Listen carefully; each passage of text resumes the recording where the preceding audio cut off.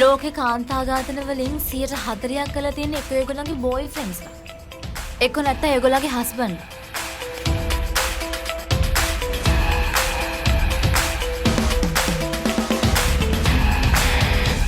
කෑණියෙක්ට ගින්දරක් දෙන එක මහා පාපයක්.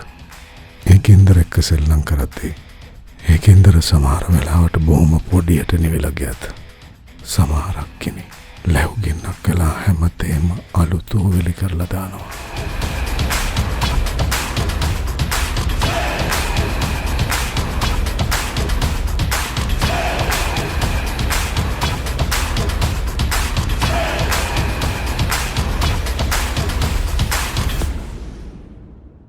අසම්මත බැඳීමක ම්ලේච්ඡතම කළු පැල්ලම